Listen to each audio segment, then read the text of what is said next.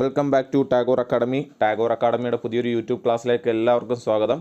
അപ്പോൾ നമ്മൾ തമ്പനയിലൊക്കെ കണ്ടതുപോലെ ഇന്നു മുതൽ നമ്മൾ പുതിയൊരു സീരീസ് സ്റ്റാർട്ട് ചെയ്യുകയാണ്. 2015 മുതൽ 2025 വരെ ചോദിച്ചിട്ടുള്ളതായ WCPO, CPO എന്നീ എക്സാമുകൾ നിന്നുള്ള ക്വസ്റ്റ്യൻ പേപ്പറാണ് നമ്മൾ ഡിസ്കസ് ചെയ്യാൻ പോകുന്നത്.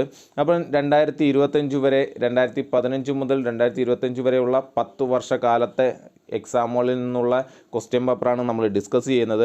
അപ്പോൾ ഓരോ ക്വസ്റ്റ്യൻ പേപ്പറും ഓരോ ദിവസം നമ്മൾ ഡിസ്കസ് ചെയ്യുന്നതായിരിക്കും. ഓരോ വർഷത്തെ ക്വസ്റ്റ്യൻ പേപ്പറും നമ്മൾ ഓരോ ദിവസം ഡിസ്കസ് ചെയ്യുന്നതായിരിക്കും. അപ്പോൾ ഇന്ന് നമ്മൾ ഡിസ്കസ് ചെയ്യാൻ പോകുന്ന 2024 CPO എക്സാമിൻ്റെ ക്വസ്റ്റ്യൻ പേപ്പറാണ് നമ്മൾ ഡിസ്കസ് ചെയ്യാൻ പോകുന്നത്. അതിൽ നിന്ന് നമ്മുടെ ടോപ്പിക്ക് മാത്രമാണ് ഡിസ്കസ് ചെയ്യുന്നത്. അപ്പം നോക്കാം. ഫസ്റ്റ് ക്വസ്റ്റ്യൻ, ഒരു സമാന്തര ശ്രേണിയിലെ 7ാം പദം 0-ഉം 27ാം പദം 60-ഉമാണെങ്കിൽ 17ാം പദം എത്രയാണ്? ഓക്കെ, നമ്മുടെ വീഡിയോസ് എല്ലാം നിങ്ങൾക്ക് ഇഷ്ടപ്പെടുന്നുണ്ടെങ്കിൽ ദയവ് ചെയ്ത് സബ്സ്ക്രൈബ് ചെയ്യുക. അതേപോലെ നിങ്ങളുടെ സുഹൃത്തുക്കൾക്ക് വേണ്ടി ഇതൊന്ന് ഷെയർ ചെയ്ത് കൊടുക്കുക. അപ്പോൾ അതേ നോക്കിയ ക്വസ്റ്റ്യൻ എന്താ പറയുന്നത്? സമാന്തര ശ്രേണി എന്ന് പറയുന്ന ടോപ്പിക്കിൽ നിന്നാണ് ക്വസ്റ്റ്യൻ വന്നിട്ടുള്ളത്.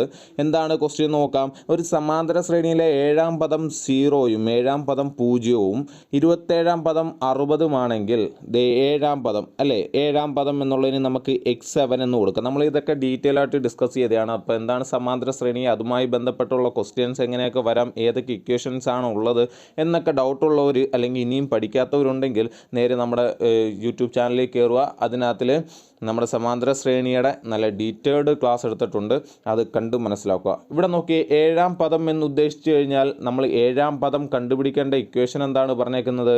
7ാം പദം കണ്ടുപിടിക്കുന്ന ഇക്വേഷൻ എന്താ? 7ാം പദം കണ്ടുപിടിക്കുന്ന ഇക്വേഷൻ നോക്കാം.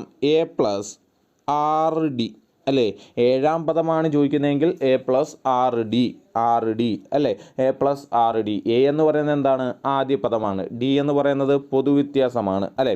അപ്പോൾ ആദ്യ പദത്തിൻ്റെ കൂടെ 6 തവണ പൊതുവ്യത്യാസം ഗുണിച്ചു കഴിഞ്ഞാൽ നമുക്ക് എന്ത് കിട്ടും? 7ാമത്തെ പദം കിട്ടും. ആ 7ാമത്തെ പദം 0 ആണെന്ന് തന്നിട്ടുണ്ട്. 7ാമത്തെ പദം 0 ആണെന്ന് തന്നിട്ടുണ്ട് അല്ലേ. ഇനി ഓക്കെ, 27ാം പദം തന്നിട്ടുണ്ട്. 27ാം പദം അങ്ങനെയാണെങ്കിൽ 27ാം പദം കണ്ടുപിടിക്കുന്ന ഇക്വേഷൻ എന്തായിരിക്കും? ഇതേപോലെ പറഞ്ഞു നോക്കിയേ. a + 27ാമത്തെ പദമാണ് കാണേണ്ടത്. അതുകൊണ്ട് 26d, തൊട്ട് മുമ്പുള്ള സംഖ്യ അല്ലേ, 26d. കണ്ടോ, മനസ്സിലായോ? 7ാം പദമാണെങ്കിൽ a + rd, 27ാം പദമാണെങ്കിൽ a + 26d ഈക്വൽ ടു അത് എത്ര ആണെന്ന് പറഞ്ഞിട്ടുണ്ട്? 60 ആണെന്ന് പറഞ്ഞിട്ടുണ്ട് അല്ലേ. അപ്പോൾ ഇനി നമുക്ക് എന്താ തന്നിട്ടുള്ളത്? അപ്പോൾ 7ാം പദം തന്നു, 27ാം പദവും തന്നു. നമുക്ക് കണ്ടുപിടിക്കേണ്ടത് 17ാമത്തെ പദമാണ് അല്ലേ. കണ്ടുപിടിക്കേണ്ടത് 17ാമത്തെ പദം. ഒന്ന് പറഞ്ഞു നോക്കിയേ. 17ാമത്തെ പദം എന്ന് പറയുന്നത് x17 അല്ലേ, x17 17ാമത്തെ പദം. എങ്ങനെയായിരിക്കും, എന്തായിരിക്കും ഇക്വേഷൻ? 17ാമത്തെ പദം കാണാനുള്ളത് a + 16d എന്നുള്ളതായിരിക്കും ഇക്വേഷൻ അല്ലേ. a + 16d എന്നുള്ളതാണ് 17ാമത്തെ ടേം കണ്ടുപിടിക്കേണ്ട ഇക്വേഷൻ അല്ലേ. ഇത് നോക്കാം. ഇനി നമുക്ക് നോക്കാം. തന്നിരിക്കുന്ന രണ്ട് കാര്യങ്ങൾ നമ്മൾ എഴുതിയപ്പോൾ ഇത് രണ്ട് ഇക്വേഷനായിട്ട് നമുക്ക് കൺസിഡർ ചെയ്യാം. ഇത് ഒന്നാമത്തെ ഇക്വേഷനും ഇത് രണ്ടാമത്തെ ഇക്വേഷനും അല്ലേ. a + rd = 0 എന്ന് പറയുന്ന ഒന്നാമത്തെ ഇക്വേഷൻ, a + 26d = 60 എന്നുള്ളത് രണ്ടാമത്തെ ഇക്വേഷനായിട്ട് നമ്മൾ എടുക്കുന്നു. എന്നിട്ട് എന്ത് ചെയ്യുക? ഈ രണ്ട് ഇക്വേഷൻ തമ്മിൽ അങ്ങ് കൂട്ടുക. രണ്ട് ഇക്വേഷൻ തമ്മിൽ കൂട്ടുക. നോക്കിയാൽ എയും എയും കൂടെ കൂട്ടിയാൽ 2a എന്ന് കിട്ടും. പ്ലസ് 26d + rd 32d എന്ന് കിട്ടും അല്ലേ. 32d = 0 + 60 60 എന്ന് കിട്ടി അല്ലേ. ഇവിടെ നോക്കിയേ, 2a + 32d = 60 എന്ന് കിട്ടി. ഞാൻ ഈ മുഴുവൻ ഇക്വേഷനെയും ഇത് മൂന്നാമത്തെ ഇക്വേഷനായിട്ട് നമുക്ക് എഴുതാം. ഈ മൂന്നാമത്തെ ഇക്വേഷനെ ഞാൻ 2 കൊണ്ട് ഡിവൈഡ് ചെയ്യുന്നു. 2 കൊണ്ട് ഞാൻ എന്ത് ചെയ്യുന്നു? ഡിവൈഡ് ചെയ്യുന്നു. എന്ന് വെച്ചാൽ ഇവിടെ എല്ലാ നമ്പേഴ്സിനെയും ഞാൻ എന്ത് ചെയ്യുന്നു? 2 കൊണ്ട് ഡിവൈഡ് ചെയ്യുന്നു. ക്ലിയർ ആണോ? അങ്ങനെയാണെങ്കിൽ ഒന്ന് പറഞ്ഞു നോക്കിയത് 2ഉം ക്യാൻസലായി. ബാക്കി എന്ത് മാത്രം അവശേഷിക്കും? a മാത്രം അവശേഷിക്കും. പ്ലസ് 32/2 എത്ര കിട്ടും നമുക്ക്? 16 എന്ന് കിട്ടും അല്ലേ. 16d = 60/2 എത്രയാ? 60/2 30. നോക്കി, a + 16d = 30. എന്താ ഈ a + 16d? a + 16d എന്ന് പറയുന്നത് 17ാമത്തെ ടേമാണ് അല്ലേ. 17ാമത്തെ ടേമാണ് a + 16d. ഇതേ നമ്മളിവിടെ എഴുതിയിട്ടുണ്ട്.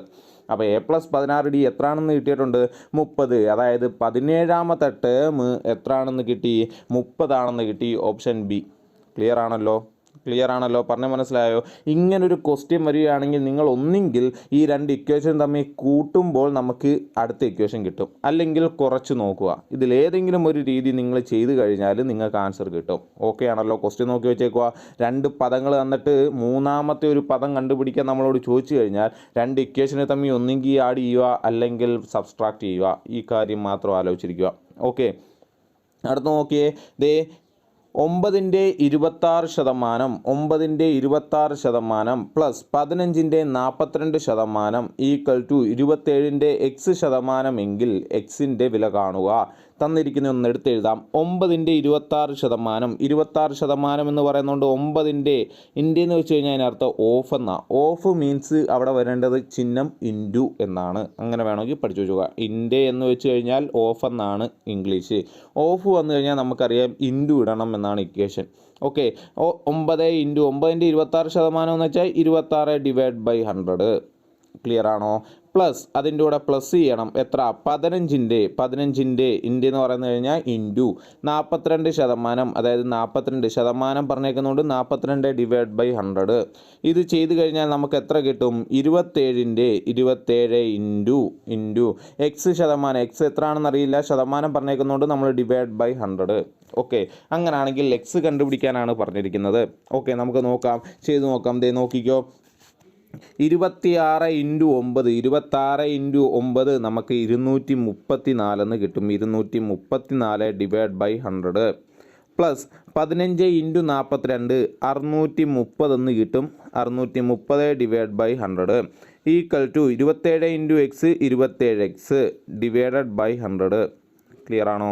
ഓക്കെ, ഇനി നോക്കി രണ്ട് ഫ്രാക്ഷൻ തമ്മിൽ കൂട്ടണം. ഈ സൈഡിലുള്ള രണ്ട് ഫ്രാക്ഷൻ തമ്മിൽ എന്ത് ചെയ്യുക? കൂട്ടുക. നോക്കുക, രണ്ട് ഫ്രാക്ഷൻ്റെയും ബേസ് സെയിം ആണ്, ഡിനോമിനേറ്റർ സെയിം ആയതുകൊണ്ട് നമ്മൾ പൊതുവായിട്ടുള്ള ഡിനോമിനേറ്റർ എടുക്കുന്നു 100. ഇനി എന്ത് ചെയ്യുക? ന്യൂമറേറ്റർ തമ്മിൽ കൂട്ടി എഴുതുക. ഡിനോമിനേറ്റർ സെയിം ആണെങ്കിൽ ന്യൂമറേറ്റർ തമ്മിൽ അങ്ങ് കൂട്ടി എഴുതിയാൽ മതി. 234 പ്ലസ് 630 234 പ്ലസ് 630 864 എന്ന് കിട്ടും. ഓക്കെ ആണോ? Equal to 27x /100. നോക്കിയേ, രണ്ടിടത്തും ഡിനോമിനേറ്ററായിട്ട് ആര് കിടപ്പുണ്ട്? 100 കിടപ്പുണ്ട്. അതുകൊണ്ട് ഈ 100ഉം ഈ 100ഉം ക്യാൻസൽ ചെയ്തു. അതായത് 864 equal to 27x, 864 equal to 27x എന്നായി. നമുക്കവിടെ എന്താ കണ്ടുപിടിക്കേണ്ടത്? എക്സ് കണ്ടുപിടിക്കണം, അല്ലേ? എക്സിൻ്റെ വിലയാണ് കണ്ടുപിടിക്കേണ്ടത്. അതുകൊണ്ട് എക്സ് അവിടെ നിർത്തുന്നു. എക്സ് അവിടെ നിർത്തിയിട്ട് 27 ഈക്വൽ ടുൻ്റെ ഇപ്പുറത്തേക്ക് മാറ്റുന്നു. 27 ഈക്വൽ ടുൻ്റെ ഇപ്പുറത്തേക്ക് വരുമ്പോൾ എന്താവും? അത് ഓക്കെ, 27ൻ്റെ കൂടെ എക്സ് ഗുണിച്ചിരിക്കുകയാണ്. ഈക്വൽ ടുൻ്റെ ഇപ്പുറത്തേക്ക് വരുമ്പോൾ എന്താവും? ഡിവിഷൻ ആവും. അതായത് 864/27 എന്ന് കിട്ടും. ക്ലിയർ ആണോ പറഞ്ഞത്? ഇത്രയും പറഞ്ഞാൽ മനസ്സിലായോ? 864/27 എത്രയാണ്? 32 എന്ന് കിട്ടും. എത്ര എന്ന് കിട്ടും? 32. Option A. ക്ലിയർ ആണല്ലോ? ഓക്കെ ആണല്ലോ? അടുത്ത ക്വസ്റ്റ്യനിലേക്ക് പോവാം. ഇതേ നോക്കിയേ, ക്വസ്റ്റ്യൻ ഇങ്ങനെയല്ല. ഓക്കെ, ഇതേ നോക്കിക്കോ, ക്വസ്റ്റ്യൻ നോക്കിക്കോ. 1ൻ്റെ ക്യൂബ് പ്ലസ് 2ൻ്റെ ക്യൂബ് പ്ലസ് 3ൻ്റെ ക്യൂബ് പ്ലസ് എക്സെട്ര. ഇതിങ്ങനെ പോയി കഴിഞ്ഞ് 20ാമത്തെ പ്ലസ് 20ൻ്റെ ക്യൂബ് വരെ എന്താ പറഞ്ഞേക്കുന്നത്? 1ൻ്റെ ക്യൂബ് മുതൽ 20ൻ്റെ ക്യൂബ് വരെയുള്ള എല്ലാ നമ്പേഴ്സിൻ്റെയും ക്യൂബുകൾ കൂട്ടിയാൽ എത്ര കിട്ടുമെന്നാണ് ക്വസ്റ്റ്യൻ. നോക്കിയേ, 1 2 3 4 5 6 എന്ന് പറഞ്ഞ് എവിടം വരെ? 20 വരെയുള്ള നാച്ചുറൽ നമ്പർ എന്ന് പറയാം നമുക്ക്, അല്ലേ? 1 മുതലുള്ള നാച്ചുറൽ നമ്പർ എവിടം വരെ? 20 വരെയുള്ള നാച്ചുറൽ നമ്പറിൻ്റെ ക്യൂബിൻ്റെ തുകയാണ് കാണേണ്ടത്. എന്താ ഇക്വേഷൻ? n വരെയുള്ള നാച്ചുറൽ നമ്പറിൻ്റെ ക്യൂബിൻ്റെ തുക കാണുന്ന ഇക്വേഷൻ എന്താ?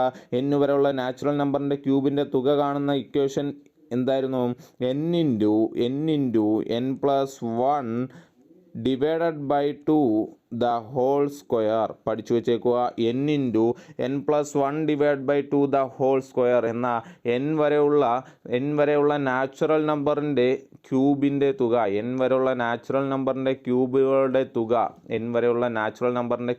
തുക കാണുന്ന equation n + 1 / 2 the whole square. ഇവിടെ n എന്ന് പറയുന്നത് എന്താ? എത്ര സംഖ്യ? എവിടം വരെയുള്ള സംഖ്യ പറഞ്ഞേക്കുന്നത്? 20 വരെയുള്ള, അല്ലേ? ആ 20 വരെയുള്ള 20 എന്ന് കൊടുക്കുന്നു. 20 into 20 plus 1 21 /2 the whole square. Okay, 2ഉം 20യും ക്യാൻസൽ ചെയ്തു, നമുക്ക് 10 എന്ന് കിട്ടി. ബാക്കി എത്ര ഉണ്ട്? 10 × 21 210 ദ ഹോൾ സ്ക്വയർ. 210ൻ്റെ സ്ക്വയർ, 210ൻ്റെ സ്ക്വയർ എത്ര? 44,100 എന്ന് കിട്ടും. 44,100 ഓപ്ഷൻ ഡി. ക്ലിയർ ആണോ? ഇക്വേഷൻ പഠിച്ചു വെച്ചേക്കുക. ആദ്യത്തെ n നമ്പേഴ്സിൻ്റെ ക്യൂബുകളുടെ തുക കാണാനുള്ള equation n × n+1/2 the whole square. അടുത്ത ക്വസ്റ്റ്യൻ നോക്കിയേ. ഒരു ചതുരക്കട്ടയുടെ നീളവും വീതിയും ഉയരവും യഥാക്രമം 3:5:8 ആണ്. നീളം, വീതി, ഉയരം അല്ലേ. L/W/H തന്നിട്ടുണ്ട്. എത്രയാ? 3:5:8. ഇതിൻ്റെ അർത്ഥം എന്താ? നീളം 3 ആണെങ്കിൽ വീതി 5 ആയിരിക്കും, ഹൈറ്റ് 8 ആയിരിക്കും എന്നാണ് ഉദ്ദേശം അല്ലേ. എന്ന അംശബന്ധത്തിലാണ് ഒരു ചതുരക്കട്ടയുടെ നീളവും വീതിയും ഉയരവും. ദേ ഇവിടെ നമുക്കൊരു ചതുരക്കട്ട ഇങ്ങനെ വരച്ചു നോക്കാം. ദേ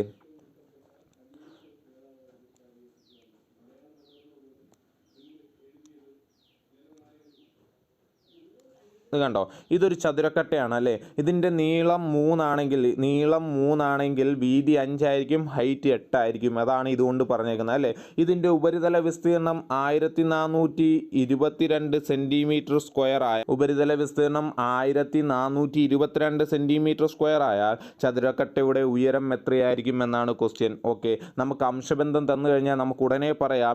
ഈ 3 അംശബന്ധങ്ങളെയും ഏതോ ഒരു സംഖ്യ കൊണ്ട് ഗുണിക്കുന്നതായിരിക്കും ലെങ്ത് എന്ന് പറയുന്നതും വിഡ്ത്ത് എന്ന് പറയുന്നതും ഹൈറ്റ് എന്ന് പറയുന്നതും. ക്ലിയർ ആണോ?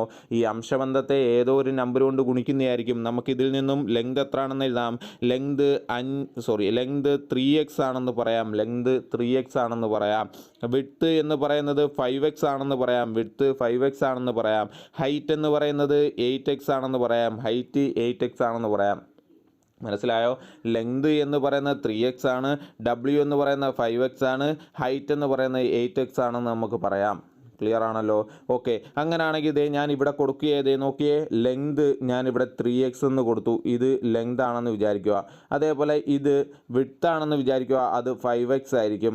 ഇത് ഹൈറ്റ് ആണെന്ന് വിചാരിക്കുക, ഇത് 8x ആയിരിക്കും. ഓക്കെ, ഇതാണ് ഉപരിതല വിസ്തീർണത്തിൻ്റെ അല്ലെങ്കിൽ തന്നിരിക്കുന്ന ചതുരക്കട്ടയുടെ ഡയമെൻഷൻസ് എന്ന് പറയുന്നത്. ഈ സൈഡ് 3x ആയിരിക്കും, ഇത് 5x ആയിരിക്കും, ഇവിടുത്തെ ഹൈറ്റ് എന്ന് പറയുന്നത് 8x ആയിരിക്കും.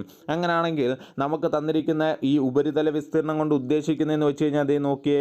ഇവിടെ ഈ ചതുരക്കട്ടയുടെ ഈ സൈഡുകൾ കണ്ടോ? ഇത് ഒന്നാമത്തെ സൈഡ്, ഇത് രണ്ടാമത്തെ സൈഡ്, അപ്പുറത്തൊരു സൈഡ് കാണും 3 അല്ലേ, ഇപ്പുറത്തൊരു സൈഡ് കാണും 4, മേളിലൊരു സൈഡ് 5, താഴെ ഒരു സൈഡ് 6. ഇങ്ങനെ ഈ 6 സൈഡുകളുടെയും വിസ്തീർണം തമ്മിൽ കൂട്ടുന്നതായിരിക്കും.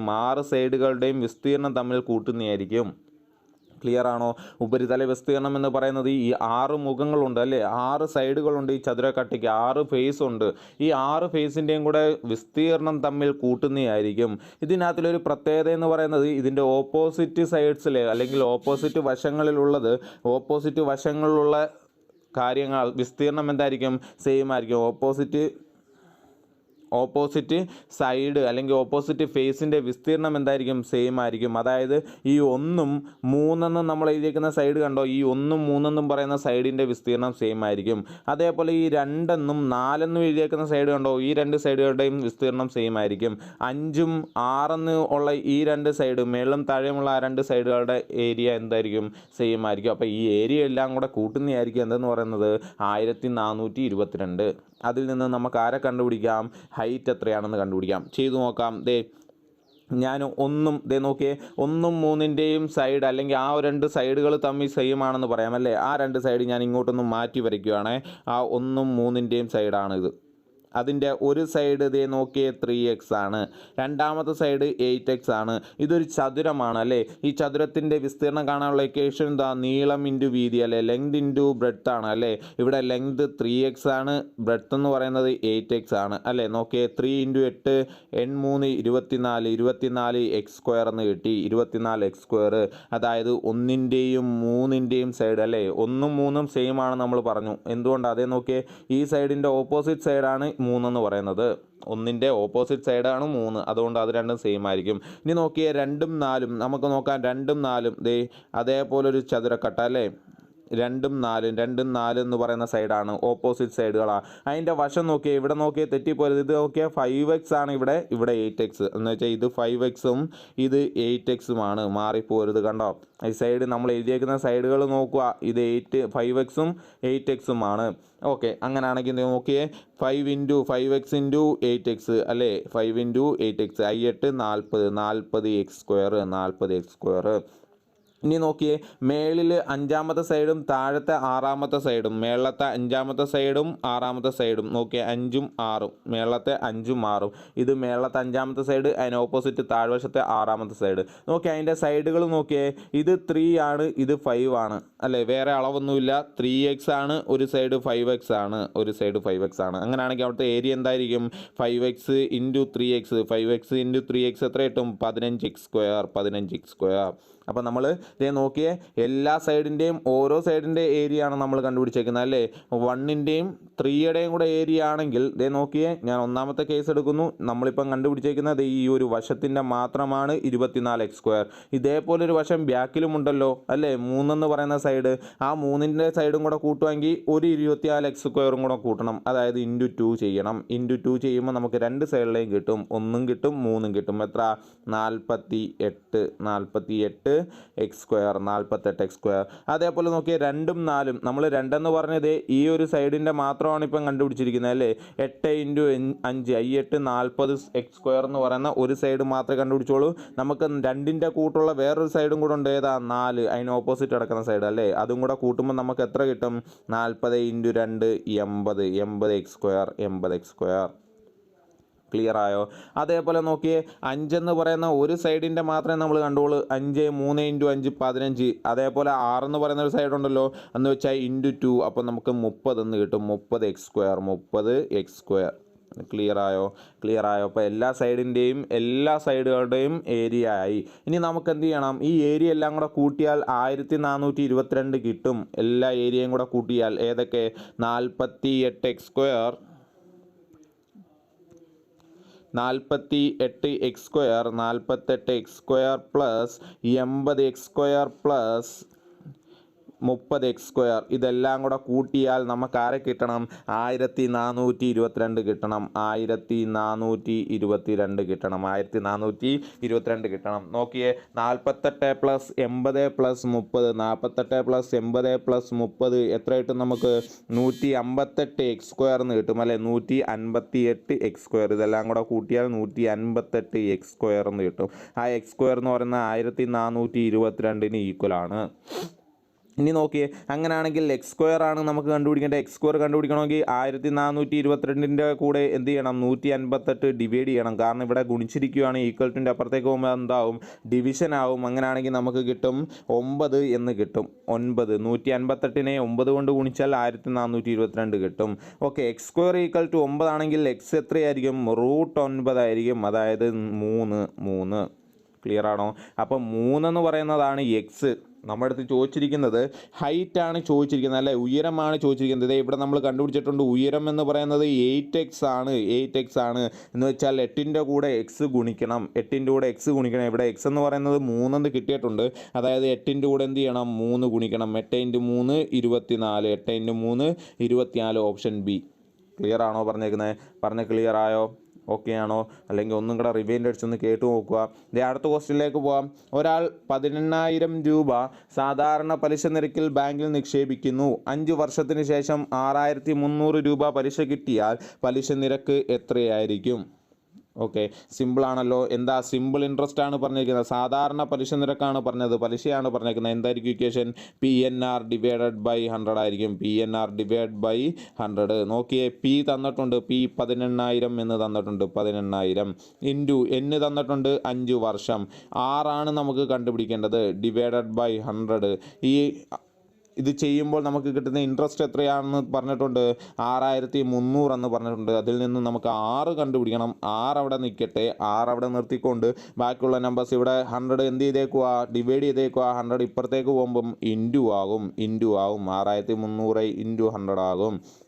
ഇനി നോക്കിയേ, ആ 18,000വും 5ഉം കൂടെ എന്ത് ചെയ്തേക്കുക, 6ൻ്റെ കൂടെ ഗുണിച്ചിരിക്കുക. അവർ രണ്ടുപേരെയും കൂടെ ഇപ്പുറത്തേക്ക് ഈക്വൽ ടുവിൻ്റെ മറു സൈഡിലേക്ക് കൊണ്ടുപോകുമ്പോൾ ഡിവിഷനായിട്ട് മാറും. ഗുണിച്ചിരിക്കുന്നത് എന്താവും, ഡിവിഷൻ ആവും. 18,000 × 5 ഡിവിഷൻ ആവും. ക്ലിയർ ആണോ? 0 ക്യാൻസൽ ചെയ്ത് കളയാം. ഇത്രയും 0 ക്യാൻസൽ ചെയ്തു. നോക്കിയേ, 630ഉം 18ഉം നമുക്ക് 3 കൊണ്ട് വെട്ടാം. ഇവിടെ 6 കിട്ടും, ഇവിടെ 210 കിട്ടും. 6ഉം 210 കിട്ടും. വീണ്ടും നമുക്ക് എന്ത് ചെയ്യാം, 3 കൊണ്ട് ക്യാൻസൽ ചെയ്യാം അല്ലേ. വീണ്ടും 3 കൊണ്ട് ക്യാൻസൽ ചെയ്യുമ്പോൾ 2 കിട്ടും. 3 കൊണ്ട് ക്യാൻസൽ ചെയ്യുമ്പോൾ 2 കിട്ടും. ഇവിടെ 70 എന്ന് കിട്ടും. 70 എന്ന് കിട്ടും. നോക്കിയേ, 70നെയും 5നെയും കൂടെ ക്യാൻസൽ ചെയ്യാം. 70ഉം 5ഉം കൂടെ ക്യാൻസൽ ചെയ്യുമ്പോൾ ഇവിടെ അപ്പോൾ 70നെയും 5നെയും 5 കൊണ്ട് ഡിവൈഡ് ചെയ്താൽ ഇവിടെ 1 കിട്ടും. 70നെ 5 കൊണ്ട് ഡിവൈഡ് ചെയ്താൽ 14 എന്ന് കിട്ടും. ഓക്കെ, ഈ 14ഉം 2ഉം കൂടെ ക്യാൻസൽ ചെയ്യുന്നു. ഇവിടെ ആൻസർ 7 എന്ന് കിട്ടും. ക്ലിയർ ആണോ? എന്ന് വെച്ചാൽ നമ്മുടെ 6 എന്ന് പറയുന്നത് 7%. പലിശയുടെ നിരക്ക് എന്ന് പറയുന്നത് എത്ര ശതമാനമാണ്? 7%. Option D. ക്ലിയർ ആണോ? ഓക്കെ, അടുത്ത ക്വസ്റ്റ്യൻ നോക്കിയേ. ഒരു യാത്രയിൽ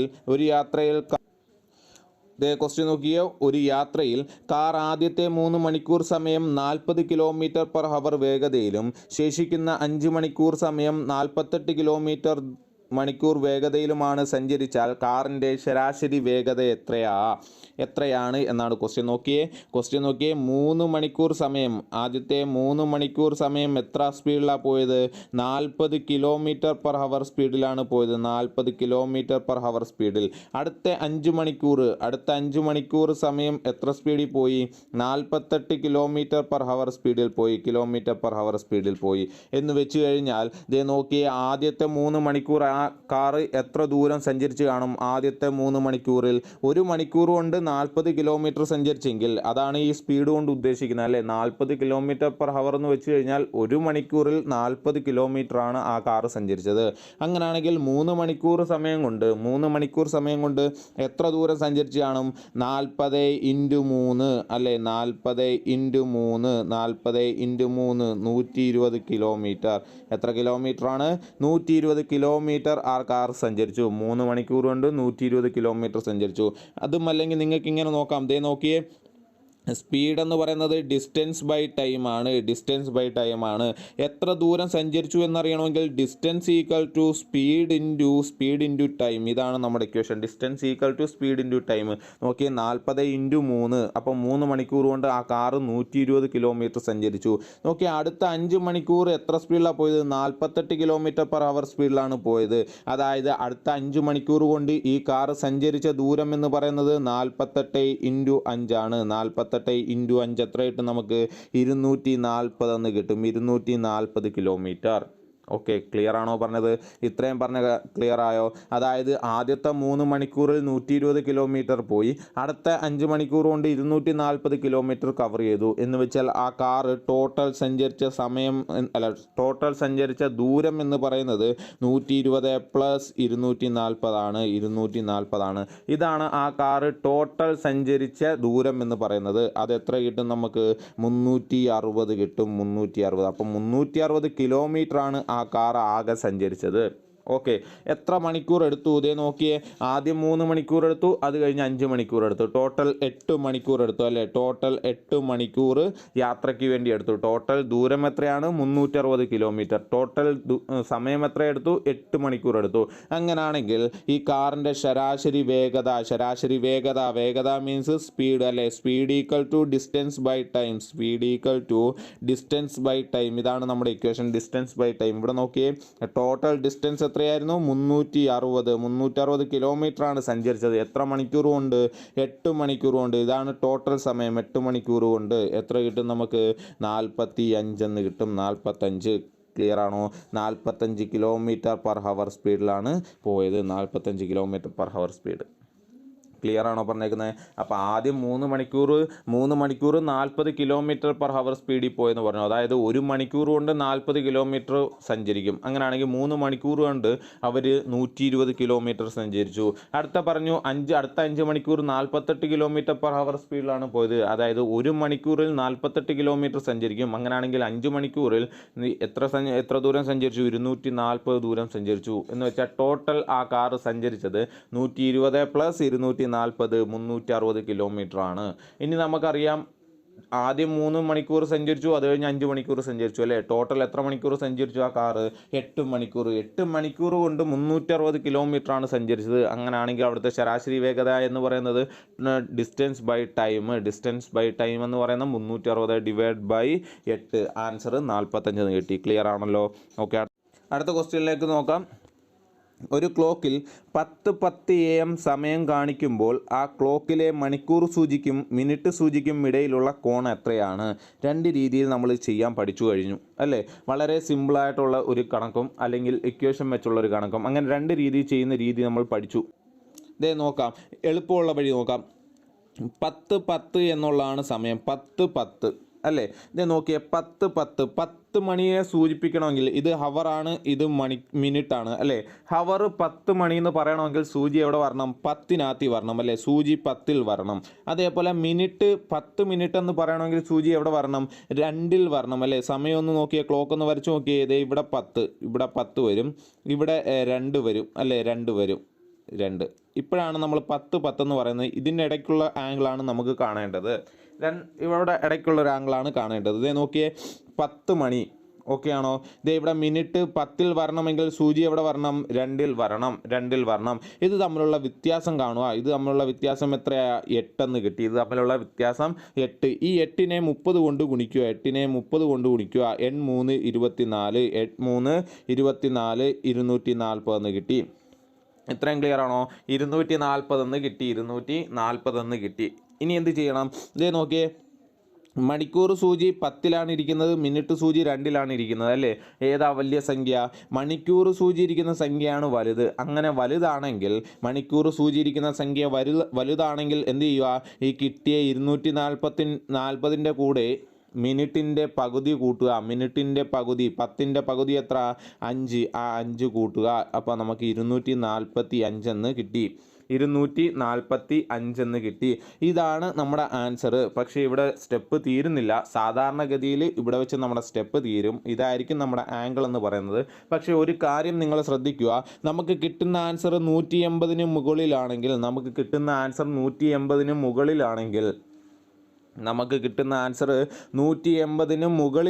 നമുക്ക് കിട്ടുന്ന ആൻസർ ശ്രദ്ധിച്ച് പോയിന്റ് വായിക്കാൻ. നമുക്ക് കിട്ടുന്ന ആൻസർ 180-ന് മുകളിലാണെങ്കിൽ എന്ത് ചെയ്യുക?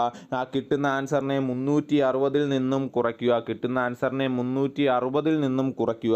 360 മൈനസ് 245. ആൻസർ എത്ര കിട്ടും? നമുക്ക് 115 ഡിഗ്രി എന്ന് കിട്ടും. 115 ഡിഗ്രി എന്ന് കിട്ടും. ക്ലിയർ ആണോ? പറഞ്ഞ ക്ലിയർ ആണോ? 150-ന് മുകളിലാണ് നമുക്ക് ആംഗിൾ കിട്ടുന്നതെങ്കിൽ എന്ത് ചെയ്യുക? 360-ൽ നിന്ന് മൈനസ് ചെയ്യുക. എന്തുകൊണ്ടാണ് അത് അങ്ങനെ പറഞ്ഞതെന്ന് ചോദിച്ചു കഴിഞ്ഞാൽ, അതേ ഇവിടെ നോക്കിയേ, നമ്മുടെ ക്ലോക്ക് വരച്ചെടുത്ത് നോക്കിയേ. നമുക്ക് കാണേണ്ടത് ഈ ആംഗിളാണ് അല്ലേ, ഈ ആംഗിളാണ്. പക്ഷേ ഇവിടെ ഇതുകൂടാതെ വേറൊരു ആംഗിളും കൂടെ രൂപപ്പെടുന്നുണ്ട്. ഈ വലിയൊരു ആംഗിൾ കണ്ടോ? ഈ വലിയൊരു ആംഗിൾ. ഈ ആംഗിൾ നമുക്ക് 245 എന്ന് കിട്ടിയത്. ഈ ആംഗിളാണ് നമുക്ക് 245 എന്ന് കിട്ടിയത്. നോക്കിയേ, ആ ചോദ്യം സെയിം അല്ലേ. 10-നും 2-നും ഇടയിൽ അല്ലെങ്കിൽ 10-10-നിടയിലുള്ള ആംഗിൾ ഏതാണെന്ന് ചോദിച്ചാൽ ഇവിടെ 2 ആംഗിളും നമുക്ക് പറയാം. ഇതും ഒരു ആംഗിളാണ്, ഇതും ഒരു ആംഗിളാണ്. 2 ആംഗിൾ നമുക്ക് പറയാം. നമ്മുടെ അടുത്ത് നമ്മൾ നോക്കിയാൽ നമുക്ക് മനസ്സിലാവും, ഇതൊരു വലിയ ആംഗിളായിരിക്കും, ഇതൊരു ചെറിയ ആംഗിളായിരിക്കും. എന്ന് വെച്ചാൽ ഇത് ചെറിയ ആംഗിളാണ് നമുക്ക് ആൻസറിൽ വരുന്നത്, അല്ലെങ്കിൽ ആൻസറിൽ നമുക്ക് കാണാൻ ചോദിക്കുന്നത് ചെറിയ ആംഗിൾ ആയതുകൊണ്ട് എന്ത് ചെയ്യുക? 360-ൽ നിന്നും കുറയ്ക്കുക. ക്ലിയർ ആണോ? ഒന്നും കൂടെ പറഞ്ഞുതരാം. ഇതൊരു ക്ലോക്ക് ആണെങ്കിൽ ഈ ക്ലോക്കിൽ നമുക്കത് ഇങ്ങനെയുള്ള ആംഗിളാണ് കിട്ടിയത്. ഇതാണ് 10-10-ൻ്റെ ആംഗിൾ. 10-10-ൻ്റെ ആംഗിൾ ഇതാണ്. ഓക്കെ, പക്ഷേ ഇവിടെ ഇത് കൂടാതെ വേറൊരു ആംഗിളും കൂടെ ഉണ്ട്. ഈ ആംഗിൾ നോക്കിയാൽ 2 ആംഗിൾക്കും 2 വ്യത്യാസമുണ്ട്. ഒന്ന് 180-ന് താഴെയുള്ള ആംഗിളാണ്. കണ്ടോ? 180-ന് താഴെ. 180 വരണമെങ്കിൽ ഇത് ഇങ്ങനെ പോകണം അല്ലേ. ഇങ്ങനെ വരുമ്പോഴാണ് നമ്മൾ 180 എന്ന് പറയുന്നത്. കഴിഞ്ഞ ദിവസം നമ്മളിത് ഡീറ്റെയിൽ ഡിസ്കസ് ചെയ്തതാണ്. അപ്പം 180 വരണമെങ്കിൽ ഇങ്ങനെ വരണം ആംഗിൾ. പക്ഷേ ഇവിടെ 180-നേക്കാൾ ചെറിയൊരു ആംഗിളാണ് നമുക്ക് കിട്ടിയത്. പക്ഷേ നമ്മൾ കണക്ക് കൂട്ടിയപ്പോൾ നമുക്ക് 245 എന്ന് പറയുന്ന ഒരു ആംഗിൾ കിട്ടി. 245 എന്ന് പറയുന്ന ആംഗിൾ ഏതാ? ഈ വലിയ ആംഗിളാണ് 245. അപ്പോൾ ഇതാണ് 245 എന്നും പറഞ്ഞ് നമുക്ക് കിട്ടുന്ന ആംഗിൾ. അപ്പം ചെറിയ ആംഗിൾ കിട്ടണമെങ്കിൽ എന്ത് ചെയ്യണം? ഒരു വൃത്തത്തിൻ്റെ ഫുള്ള് സർക്കിൾ അല്ലെങ്കിൽ കേന്ദ്ര കോണം എന്ന് പറയുന്നത് 360 ആണ്. 360. അതിൽ 245 എന്ന് പറയുന്നതാണ് ഈ ആംഗിളെങ്കിൽ ചെറിയ ആംഗിൾ എത്രയായിരിക്കും? 360 മൈനസ് 245 ആയിരിക്കും. ക്ലിയർ ആണോ പറഞ്ഞത്? ഓക്കെ ആണല്ലോ? ഓക്കെ, ദേ നോക്കിയേ, അടുത്ത് ഇനി നമുക്ക് ഇക്വേഷൻ വെച്ച് ഇതെങ്ങനെ ചെയ്യാം എന്ന് നോക്കാം. ദേ നോക്കിക്കോ, ഇക്വേഷൻ വെച്ച് ചെയ്യുന്നത്, ഇക്വേഷൻ എന്താ, 30 ഹവർ -11/2 m, 30 ഹവർ -11/2 m, ഇതാണ് നമ്മുടെ ഇക്വേഷൻ. ഇക്വേഷനകത്തിലോട്ട് വാല്യൂ ഇട്ട് നോക്കിയേ, 30 ഇൻറ്റു ഇവിടെ ഹവർ 10 -11/2 ഇൻറ്റു എം എത്രയാ, എമ്മും 10 അല്ലേ, മിനിറ്റും 10. 300 രണ്ടും 10 കൂടെ വെട്ടിയാൽ 5 എന്ന് കിട്ടും അല്ലേ. 5 × 11 55, ആൻസർ കിട്ടും 245. ഇവിടെ നോക്കിയേ, 180 മുകളിലാണ് ആംഗിളെങ്കിൽ എന്ത് ചെയ്യുക, 360 നിന്നും കുറയ്ക്കുക. 360 - 245, ആൻസർ 115 എന്ന് കിട്ടി. 115 എന്ന് ആൻസർ കിട്ടി. ക്ലിയർ ആണോ പറഞ്ഞേക്കുന്നത്? ക്ലിയർ ആണോ? ഓപ്ഷൻ സി ക്ലിയർ ആണല്ലോ. ഓക്കെ, അടുത്ത ക്വസ്റ്റ്യൻ നോക്കിയേ. അടുത്ത ക്വസ്റ്റ്യനിലേക്ക് നോക്കിക്കോ. ഇതാണ് നമ്മുടെ അടുത്ത ക്വസ്റ്റ്യൻ. √10 × √2³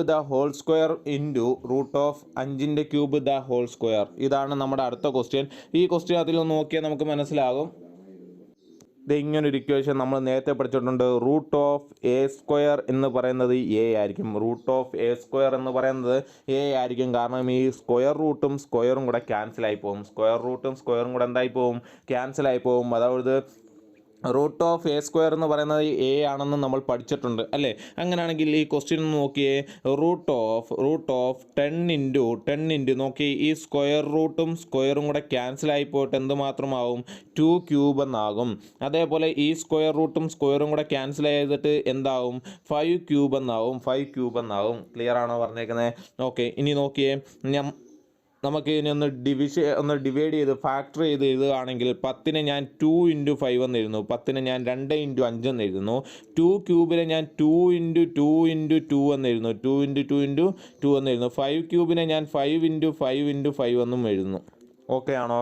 ഓക്കെ, ഇനി അടുത്തത് ഞാൻ സ്ക്വയർ റൂട്ട് ഓഫ് നോക്കി, ഈ 2ഉം കൂടെ ചേർത്ത് എഴുതുക. 2 × 2 എനിക്ക് 2² എന്ന് എഴുതാമല്ലോ. 2² ഇൻറ്റു അടുത്ത രണ്ട് 2നെയും കൂടെ ചേർത്ത് ഞാൻ വീണ്ടും 2² എഴുതുന്നു.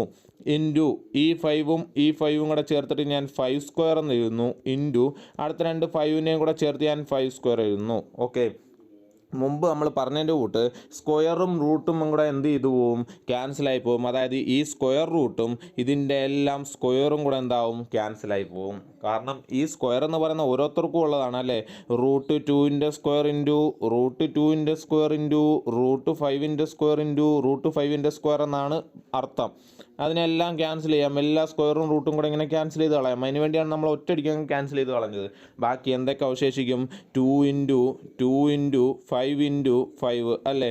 2 × 2 4 × 5 20 × 5 എത്ര കിട്ടും, നമുക്ക് 100 എന്ന് കിട്ടും. ഓക്കെ, 100 എന്ന് കിട്ടും. ക്ലിയർ ആണോ പറഞ്ഞേക്കുന്നത്? ഒറ്റ ഇക്വേഷൻ പഠിച്ചു വെച്ചേക്കാം. √(a² എന്ന് പറയുന്നത് എ ആയിരിക്കും. √(a² എന്ന് പറയുന്നത് എ ആയിരിക്കും. ക്ലിയർ ആയോ? ഓക്കെ, അടുത്ത ക്വസ്റ്റ്യൻ നോക്കിയേ. 4 പുരുഷന്മാരും 8 സ്ത്രീകളും ചേർന്ന് 10 ദിവസം കൊണ്ടൊരു ജോലി പൂർത്തിയാക്കുന്നു. അതേ ജോലി പൂർത്തിയാക്കാൻ 3 പുരുഷന്മാർക്കും 7 സ്ത്രീകൾക്കും കൂടി 12 ദിവസം വേണ്ടിവരും എങ്കിൽ 8 പുരുഷന്മാർ എത്ര ദിവസം കൊണ്ട് ആ ജോലി പൂർത്തിയാക്കും? ജോലിയും സമയവും എന്ന് പറയുന്ന നമ്മുടെ ഒരു ടോപ്പിക് എടുത്തിട്ടുണ്ട്. ആ ടോപ്പിക്കിനകത്തിൽ ഇതിൻ്റെ ക്വസ്റ്റ്യൻസ് ഒരു 3, 4, 5 6 കാണും. ക്വസ്റ്റ്യൻസ് നല്ല ഡീറ്റെയിൽ ആയിട്ട് നമ്മൾ പഠിപ്പിച്ചിട്ടുണ്ട്. പല രീതിയിൽ ചെയ്യാൻ പഠിപ്പിക്കുന്നുണ്ട്. നമ്മൾ ഇങ്ങനെയുള്ള ക്വസ്റ്റ്യൻസ് വർക്കൗട്ട് ചെയ്യുമ്പോൾ എളുപ്പമുള്ള രീതികൾ മാത്രം ഡിസ്കസ് ചെയ്ത് പോകുന്നുണ്ട്. പക്ഷേ ഇതിൻ്റെ ഡീറ്റെയിൽ ആയിട്ട് ഒരു ഇക്വേഷൻ ഉപയോഗിച്ച് എങ്ങനെ ചെയ്യാം, ഇക്വേഷൻ ഇനി അറിയില്ലെങ്കിൽ സാധാരണ രീതിയിൽ നമുക്ക് എങ്ങനെ ചെയ്യാം, ഇക്വേഷനകത്ത് അവിടെ ചെന്നിരിക്കുമ്പോൾ പരീക്ഷ ഹാളിൽ ഇരിക്കുമ്പോൾ ഡൗട്ട് എന്തെങ്കിലും വരുവാണെങ്കിൽ ഇക്വേഷൻ ഉപയോഗിക്കാതെ സാധാരണ രീതിയിൽ എങ്ങനെ ചെയ്യാമെന്നൊക്കെ ഡീറ്റെയിൽ ആയിട്ട് നമ്മൾ പഠിപ്പിച്ച വീഡിയോസ് ഉണ്ട്. അപ്പോൾ അത് കണ്ടിട്ട് അത് മനസ്സിലാക്കുക. ഇവിടെ ഇത് ഡിസ്കസ് ചെയ്ത് അങ്ങ് പോവുകയാണ് ചെയ്യുന്നത്. ഇതേ നോക്കിയാൽ ഇവിടുത്തെ ക്വസ്റ്റ്യൻ, 4 പുരുഷന്മാരും 8 സ്ത്രീകളും ചേർന്ന് 10 ദിവസം കൊണ്ട് ഒരു ജോലി പൂർത്തിയാക്കും. ഓക്കെ, 4 പുരുഷന്മാർ, ഞാൻ പുരുഷന്മാർക്ക് മെയിൽ എന്നും സ്ത്രീകൾക്ക് ഫീമെയിൽ എന്നും കൊടുക്കുകയാണെങ്കിൽ നോക്കിയേ, 4 പുരുഷന്മാരും 8 സ്ത്രീകളും 8 ഫീമെയിലും കൂടെ കൂടി 10 ദിവസം കൊണ്ട് ജോലി പൂർത്തിയാക്കും. അതിനെ ഞാൻ ഇങ്ങനെ എഴുതി, 4m + 8f × 10 എന്ന് എഴുതി. ഓക്കെ ആണോ? ക്ലിയർ ആണോ? ഇത്രയും പറഞ്ഞ ക്ലിയർ ആണോ? ഓക്കെ, ഈക്വൽ ടു അതേ ജോലിയാണ് ചെയ്തു തീർക്കുന്നത്, അതുകൊണ്ടാണ് ഞാൻ ഈക്വൽ ടു ഇട്ടത്. കണ്ടോ, അതേ ജോലി തന്നെ ആര് ചെയ്തു തീർക്കുന്നു? അതേ ജോലി 3 പുരുഷന്മാരും 7 സ്ത്രീകളും കൂടി 12 ദിവസം. അതിനെയും ഇങ്ങനെ എഴുതാം നമുക്ക്. 3 പുരുഷന്മാരും 7 സ്ത്രീകളും കൂടെ ചേർന്ന് എത്ര ദിവസം കൊണ്ട്? 12 ദിവസം കൊണ്ട് ചെയ്തു തീർക്കുന്നു. അതേ ജോലി ആയതുകൊണ്ടാണ് ഞാൻ എന്ത് ചെയ്തത്? ഈക്വൽ ടു ഇട്ടത്. ഓക്കെ, ഞാൻ ഇങ്ങനെ എഴുതി. ഇനി എന്ത് ചെയ്യുക? ഈ 10നെ ഈ ബ്രാക്കറ്റിനകത്തേക്ക് കയറ്റി ഗുണിക്കുക. 10 × 4 40 m plus 10 × 8 80 f equal to 3m × 12 36 m plus 7 f × 12 84 f. Okay, ഇത്രയും എഴുതി. ഇനി എഫ് ഉള്ളവരെല്ലാം ഒരു സൈഡിൽ എഴുതുക, എം ഉള്ളവരെല്ലാം ഒരു സൈഡിലാക്കുക. ഇവിടെ നോക്കിയേ, 40 m, ഈ 36 m ഇപ്പുറത്തേക്ക് വരുമ്പോൾ പ്ലസ് 36 m ഇപ്പുറത്ത് വരുമ്പോൾ എന്താവും? അത് മൈനസ് 36 m ആവും. ഈക്വൽ ടു 84 f ഇവിടെ കിടപ്പുണ്ട്. ഈ 80 f ഈക്വൽ ടുൻ്റെ ഇപ്പുറത്തേക്ക് കൊണ്ടുവരുമ്പോൾ എന്താവും? മൈനസ് 80 f ആകും. ഓക്കെ, ഇവിടെ നോക്കിയേ, 40 നിന്ന് 36 പോയാൽ 4m ഈക്വൽ ടു 84 നിന്ന് 80 പോയാൽ അവിടെയും 4f. 4ഉം 4ഉം ക്യാൻസലായി പോയി കഴിഞ്ഞാൽ നമുക്ക് പറയാം ഒരു മെയിലിന് ഈക്വൽ ആണ് ഒരു ഫീമെയിൽ. ഇത് കണ്ടെത്താനാണ് നമ്മൾ ഇത്രയും ചെയ്തത്. ഒരു പുരുഷൻ എത്ര സ്ത്രീക്ക് തുല്യമാണ്, ഇത് കണ്ടെത്താനാണ് നമ്മൾ ഇത്രയും നേരം ഇത് ചെയ്തത്. ഓക്കെ, അപ്പം നമുക്ക് മനസ്സിലായി ഒരു മെയില് ഒരു ഫീമെയിലിന് ഈക്വൽ ആണ്. അങ്ങനെയാണെങ്കിൽ ഒന്നാമത്തെ ക്വസ്റ്റ്യൻ ഞാനൊന്ന് മാറ്റി എഴുതുക. നമ്മൾ പറഞ്ഞു 4 പുരുഷന്മാരും 4 മെയിലും 8 സ്ത്രീകളും എന്നാണ് പറഞ്ഞേക്കുന്നത്. 8 സ്ത്രീകളും എന്നാണ് പറഞ്ഞിരിക്കുന്നത് അല്ലേ? അതിന് ഞാൻ തിരുത്തി എന്ന് പറയുമോ? അതിൻ്റെ 4 മെയിലും ഒരു ഫീമെയിൽ എന്ന് പറയുന്നത് ഒരു മെയിലിന് ഈക്വൽ ആണെന്ന് നമ്മൾ കണ്ടുപിടിച്ചു അല്ലേ? അതായത് 8 സ്ത്രീകൾ 8 പുരുഷന്മാർക്ക് ഈക്വൽ ആണ് എന്നാണ് അർത്ഥം അല്ലേ? ഒരു ഫീമെയിൽ ഒരു മെയിലിന് ഈക്വൽ ആണെങ്കിൽ 8 ഫീമെയിൽ 8 മെയിലിന് ഈക്വൽ ആണ്. അതുകൊണ്ട് ഞാൻ ഫീമെയിലിന് പകരം 8 മെയിൽ എന്ന് എഴുതുക. അങ്ങനെയാണെങ്കിൽ 8 4 12 മെയിൽ അല്ലേ? അങ്ങനെ 12 പുരുഷന്മാർ എത്ര ദിവസം കൊണ്ട് ആ പണി ചെയ്തു? 10 ദിവസം കൊണ്ട് പണി ചെയ്ത് തീർക്കും. 12 പുരുഷന്മാർ 10 ദിവസം കൊണ്ട് പണി ചെയ്ത് തീർക്കും. ഒന്നാമത്തെ വരിക്കകത്ത് നിന്ന് ഞാൻ എടുത്താണ്. 12 പുരുഷന്മാർ 10 ദിവസം കൊണ്ട് ആ പണി ചെയ്ത് തീർക്കും. നമ്മുടെ ക്വസ്റ്റ്യൻ എന്താ? അങ്ങനെയാണെങ്കിൽ 8 പുരുഷന്മാർ എത്ര ദിവസം കൊണ്ട് പണി ചെയ്യുമെന്നല്ലേ? 8 പുരുഷന്മാർ എത്ര ദിവസം കൊണ്ട് പണി ചെയ്ത് തീർക്കും? ഇതാണ് നമ്മുടെ ക്വസ്റ്റ്യൻ. ഓക്കെ, നോക്കിയാൽ 12 പുരുഷന്മാർ 10 ദിവസം കൊണ്ട് ചെയ്യുമെങ്കിൽ 8 പുരുഷന്മാരല്ലേ? ആളുകളുടെ എണ്ണം ഇവിടെ കുറഞ്ഞു, 12ൽ നിന്നും 8ലേക്ക് കുറഞ്ഞു. നമുക്കറിയാം 12 പേര് 10 ദിവസം കൊണ്ട് ചെയ്ത് തീർക്കുന്ന ജോലി ആൾ കുറഞ്ഞു കഴിഞ്ഞാൽ എന്ത് ചെയ്യും? ദിവസം കൂടും അല്ലേ? 10നേക്കാൾ കൂടിയ ദിവസം വേണ്ടി വരും. അതായത് ഒരു സൈഡ് കുറഞ്ഞപ്പോൾ അടുത്ത സൈഡ് കൂടി. ഏത് പ്രൊപ്പോർഷൻ വരും? നമ്മൾ പറഞ്ഞു സമയവും ജോലിക്കകത്ത് ഏറ്റവും കൂടുതൽ വരുന്നത് എന്തായിരിക്കും? പ്രൊപ്പോർഷൻസ് ആയിരിക്കും. അതുകൊണ്ട് അനുപാതമായിരിക്കും ഏറ്റവും കൂടുതൽ ക്വസ്റ്റ്യനകത്ത് വരുന്നത്. അതുകൊണ്ട് ഇവിടെ നോക്കിയേ, 12 8ലേക്കായെങ്കിൽ 10 എത്രയിലേക്കാവും? ഇത് ഇൻഡയറക്റ്റ് പ്രൊപ്പോർഷൻ ആണ്.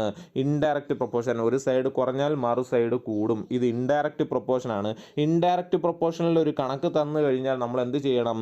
ഡയറക്റ്റ് ഗുണിച്ച് എഴുതുക. 12 × 10 ഡയറക്റ്റ് അങ്ങ് ഗുണിക്കുക. 12 × 10 ഈക്വൽ ടു 8 × x. ഇവിടെ x എന്ന് ഞാൻ കൊടുക്കുകയാണെങ്കിൽ 8 × x. അതിൽ നിന്ന് x ആണ് നമുക്ക് കാണേണ്ടത്. x equal to 12 × 10 divided by 8. നോക്കിയേ, 8ഉം 12ഉം കൂടെ 2 കൊണ്ട് ഗുണിക്കാം, 2 കൊണ്ട് ഡിവൈഡ് ചെയ്യാം. ഇവിടെ 4 എന്ന് കിട്ടും, ഇവിടെ 6 എന്ന് കിട്ടും. ഓക്കെ, വീണ്ടും 2 കൊണ്ട് ചെയ്യുമ്പോൾ ഇവിടെ 3 എന്ന് കിട്ടും, ഇവിടെ 2 കിട്ടും. ഈ 2ഉം 10ഉമായിട്ട് ക്യാൻസൽ ചെയ്യുന്നു, ഇവിടെ 5 കിട്ടും. 3 × 5 15 ദിവസം കൊണ്ട് എന്ത് ചെയ്യും? പണി പൂർത്തിയാവും. 15 ദിവസം കൊണ്ട് പണി പൂർത്തിയാക്കും. ക്ലിയർ ആണോ പറഞ്ഞ ക്ലിയർ ആണോ? അപ്പോൾ ഇത്രയും ക്വസ്റ്റ്യൻ ആണ് നമ്മുടെ ഇന്നത്തെ ഈ ഒരു ക്വസ്റ്റ്യൻ പേപ്പറിനകത്ത് വർക്കൗട്ട് ചെയ്യാനുള്ളത്. അപ്പോൾ ഈ ക്വസ്റ്റ്യൻ പേപ്പറിനകത്ത് നോക്കുമ്പോൾ നിങ്ങൾക്ക് മനസ്സിലാവും, നിങ്ങൾക്ക് അറിയാത്ത ടോപ്പിക്കുകൾ ഏതാണെന്ന് നിങ്ങൾക്ക് ഒരു ഐഡിയ കിട്ടും. ആ ഐഡിയ ഉപയോഗിച്ച് നിങ്ങൾ ആ വീഡിയോസ് അല്ലെങ്കിൽ ആ ടോപ്പിക്കിൻ്റെ വീഡിയോസ് കൂടുതൽ കാണുക, കൂടുതൽ മനസ്സിലാക്കുക. ഓക്കെ, പുതിയൊരു വീഡിയോ ആയിട്ട് വരുന്നിടം വരെ ബൈ.